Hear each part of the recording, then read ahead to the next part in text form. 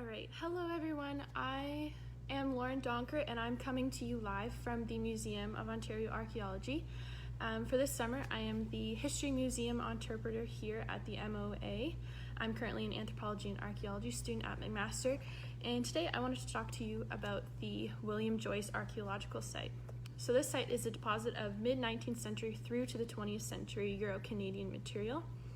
And this is just one of 3 historical sites that archaeologists have excavated in the town of Eskissing, which is now called Halton Hills.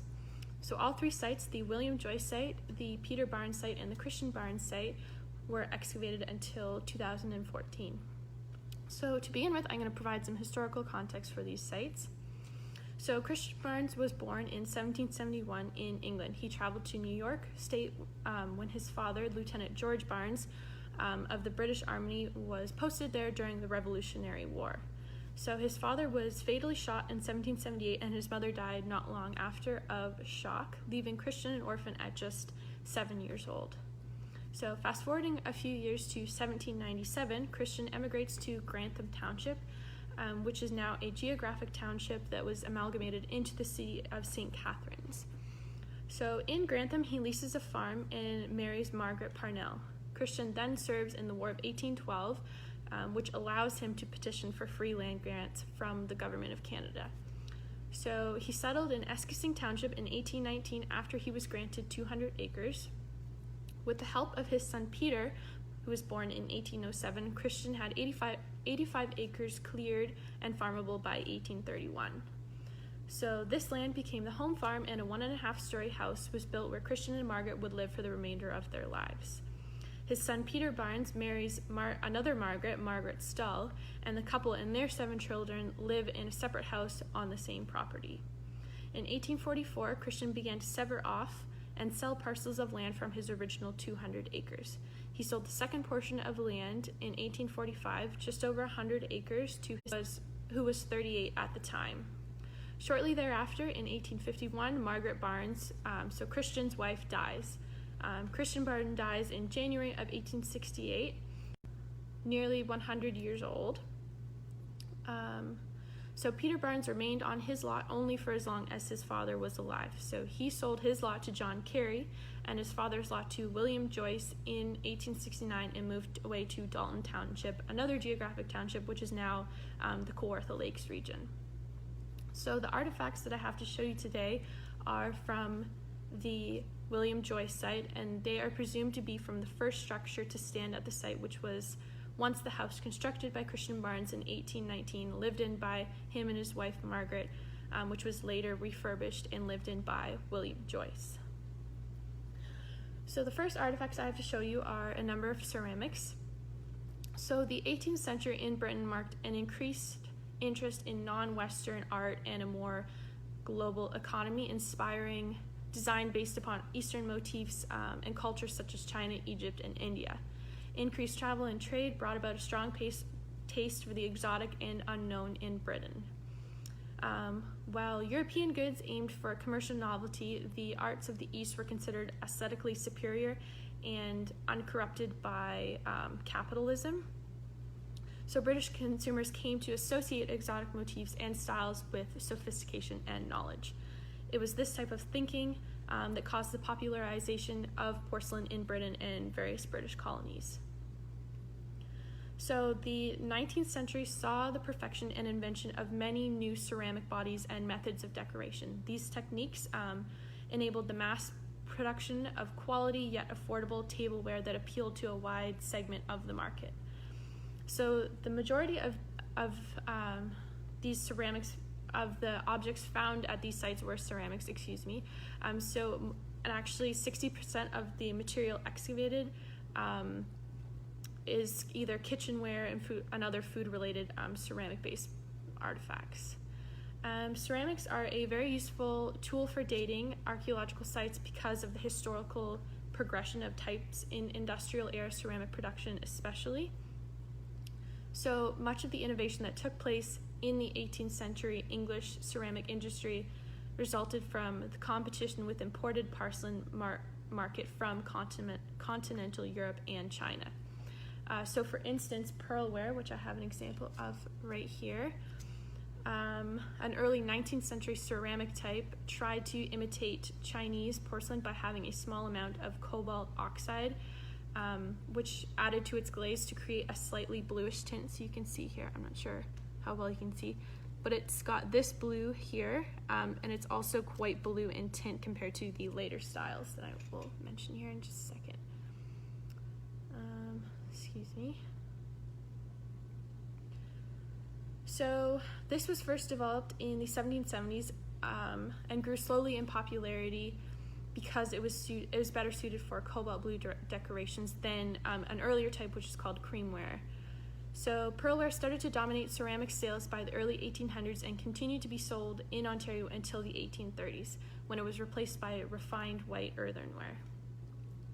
So earthenware grew in popularity quickly because the most prevalent ceramic quickly grew in popularity to become the most prevalent ceramic type of the mid-19th century because it was white. And I'll see, I don't actually have an example of this on me. I had a picture which I will for sure post in the comments to show you guys. And the reason this grew in popularity, replacing pearlware, is because a lot of the decorations looked a lot better on white, or so was thought at the time.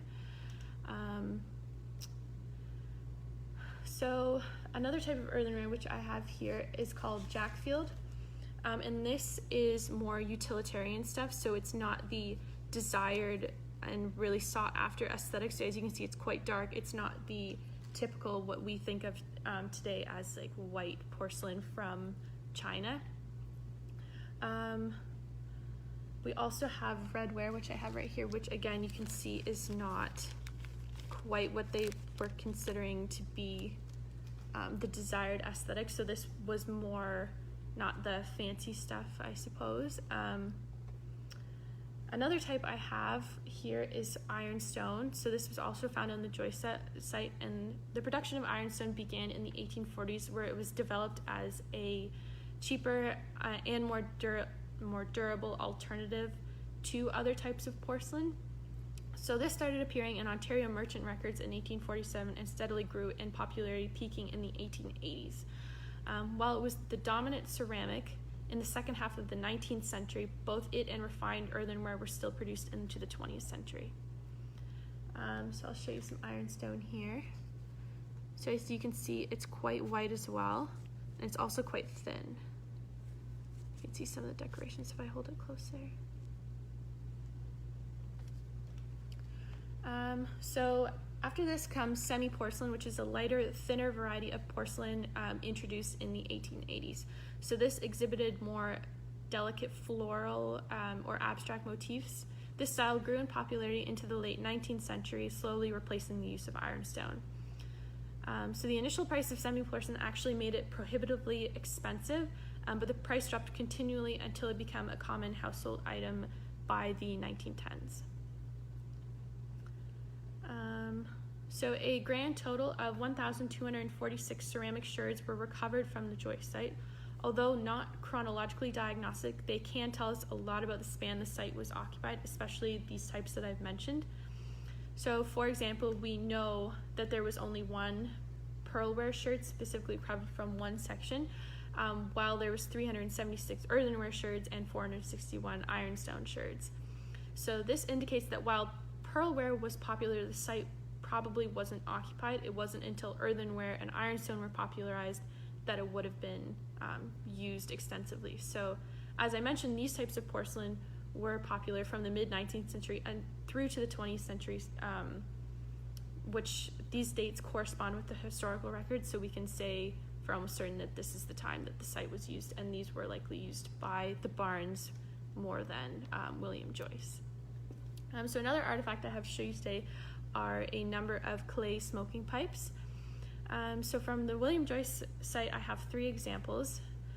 The clay tobacco pipe is one of the most commonly found artifacts on colonial and post-colonial settlements in Canada because it was both fragile and cheap. So they were mass-produced in Canada as this was the most popular way to smoke tobacco. Smoking cigarettes didn't actually arise until about World War I. So I'll show you this one here. So these, I've got two examples here, and these are both TD pipes, so they actually, which you're not going to be able to see, but they have TD stamped right here on the base of the bowl. And so TD was a popular 19th century pipe, which is, TD is indicative of the style of the pipe, not the manufacturer. And then I've got another example here. So this is a head effigy bowl. Let's see if it'll come into focus here. There we go.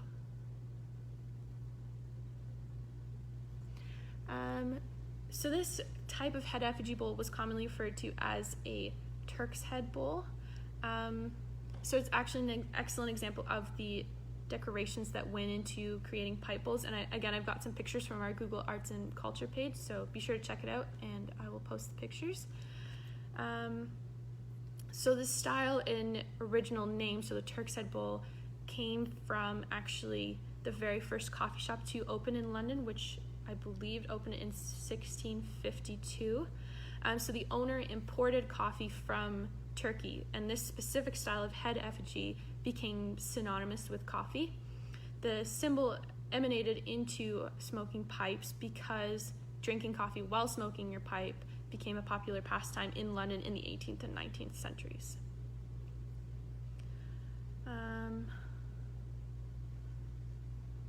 So pipes are also useful for dating because they frequently have the dates actually stamped into the stems.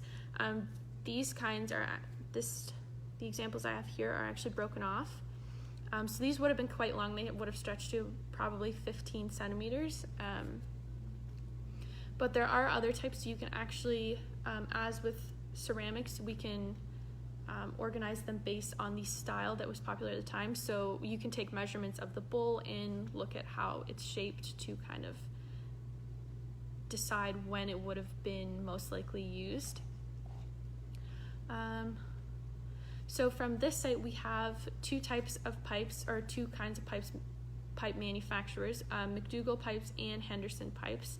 So McDougall pipes were produced in Scotland and exported to Canada, while Henderson pipes were a Canadian pipe factory based out of Montreal that produced up to 7 million pipes annually. So the factory closed in 1894.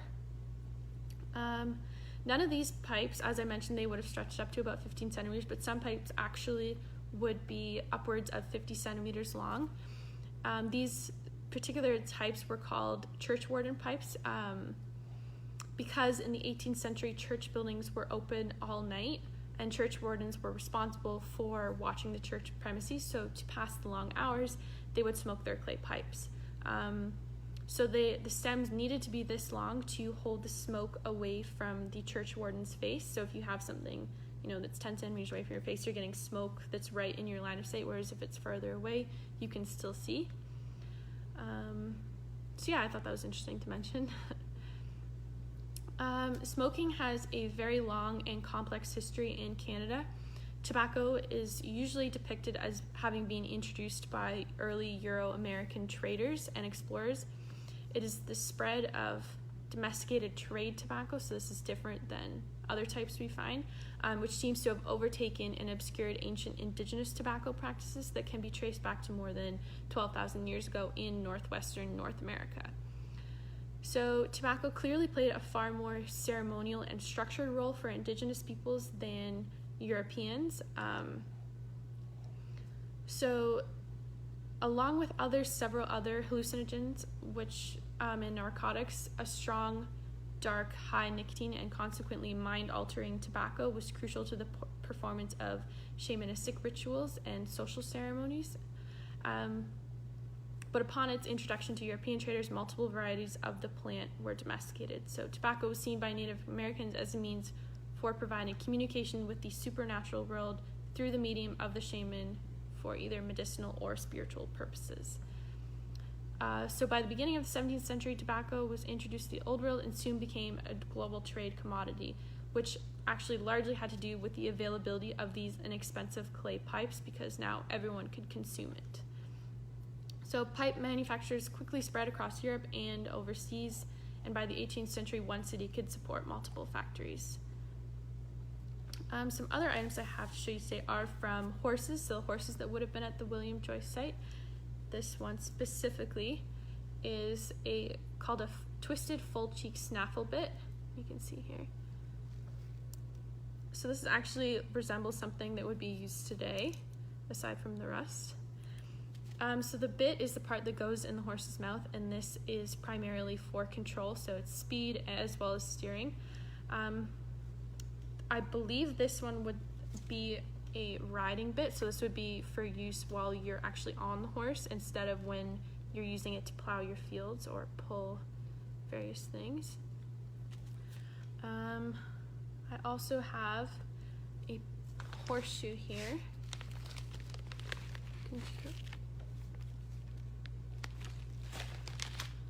So this was one of the many horseshoes or horseshoe fragments found at the site. There were also a number of horseshoe nails, and the nails were used to actually fasten the horseshoe to the horse's hoof. So horseshoes provided traction, protection, and prevented horses from sinking into the mud, so they were frequently pulling very heavy loads as they were tilling fields and would sink in, whereas the horseshoes would help to prevent that. At this time, they would have been made of iron, which is also part of the reason that horseshoes are considered lucky, because iron is believed to ward off evil spirits. So horses were used for both traction and transportation, as I mentioned. They would have been hugely important to the Barnes family. And on the Peter Barnes site, there was a horse stable and pasture, and much of the farmland that has been excavated suggests that the site was cultivated using a shallow horse-drawn plow. Another artifacts that I have to show you is two coins here. So money is obviously a very useful tool for dating sites because it has a specific date stamped into it. So we know that this coin was deposited in the year that is stamped onto it or after. So the oldest coin, which I don't actually have to show you, but I have a picture, so I will drop it in the comments again, is a Canadian half penny. So this penny is the oldest one we have. The first type of half penny came from the Bank of Montreal in 1844. The one I have is from 1846, and it is from the Peter Barnes site. So the Bank of Montreal was granted permission to issue these tokens in large quantities after the union of Upper and Lower Canada into the province of Canada. So the half penny was coined in 1842 and again in 1844. So the reverse side, which I will show you in the comments, says Concordia Salus, which means well-being through harmony, and this is Montreal's motto. It also has the arms of the city. And then what I do have to show you here is a 1910 Canadian penny. Not sure. See if I can get it to focus. Probably not. So on one side, this side here, it has King Edward VII. And it also has De Gratia Rex Imperator, which means by the grace of God, King and Emperor. So this penny, although not especially rare, was produced not long after the first domestically produced coin in Canada was. So Governor General Earl Grey struck the Dominion's first coin minted in Canada on January 2nd of 1908, and it also has the face of King Edward VII on it. And then the other one I have is an 1856 American quarter. This one's showing a bit better. And this has, so it's called the Seated Liberty Portrait, and it's because it's featuring the Goddess of Liberty sitting down. I also have here some medicine bottles. So the ones I will show you are glass bottles, which were likely hand blown using a mold. So during the 19th century, medicines were made with a variety of substances that would be absolutely unacceptable by today's standards. So this includes alcohol, opiates, cocaine, other unregulated substances. So it's no surprise users felt like these were doing something, and they were advertised as miracle cures, So this one I have here, which is rather fragmented, but hopefully you can make it out. So you can see here some of the lettering. So this one has RRR Radway & Co. New York stamped onto it. And this is for Radway's Remedy Relief. So this was a product of Dr. Radway of New York, which was proclaimed the best, quickest, and most important remedial agent ever discovered. So it was said to cure things from gout to nervousness, fever, indigestion, smallpox, measles, cramps, headache, heart disease, just to name a few. The list goes on. It's absolutely insane how many things this is said to have cured. This one was produced from 1847 until 1928, and the main ingredient was alcohol. It also contained ammonia. The other one I have here, which is, let me get this better. So this container, which you can read it a little better than the other one, contained Turlington's Balsam of Life, which you can kind of make out here. So this was a mixture of essential oils and ammonia advertised as a cure for everything from cough to stomach aches to kidney stones to paralysis even. This is another questionable mixture sold as a miracle cure. So this one was produced in England and shipped to various British colonies beginning in 1754, and was in wide use until the earliest 20th century when England, the United States, and Canada all began to crack down on these kind of quack medicines, I suppose, officially on the sale of patent medicines. And the reason many people trusted in these medicines for so long was because they felt like they worked. Obviously, if opiates and cocaine in there, you're going to feel something. But also because they were said to be approved by royalty. So the one that I have, the Turlington's one, so this little funny shaped one that I was showing you, has on some of the bottles by the King's Royal Patent Granted stamped onto the side. So obviously people were held royalty in high regard and trusted in whatever they said was okay. So as I mentioned, opiates were readily available as painkillers. They were also marketed for other woes, including children's cough and even fussy babies. Arsenic and mercury were frequently proposed as tonics to treat ailments like leukemia, malaria, and syphilis. Hair tonics were also a thing for patent medicine purveyors. So the tonics promised to prevent grayness, dandruff, and regrow lost locks. So when your hair is falling out, you could put this on and supposedly it would help to regrow. And the ingredients in these included lead, arsenic, and heavy doses of alcohol. Yeah, so that's all I have for today. If you have any questions, make sure to ask them in the comments. I will answer them as best I can. Thank you so much for watching.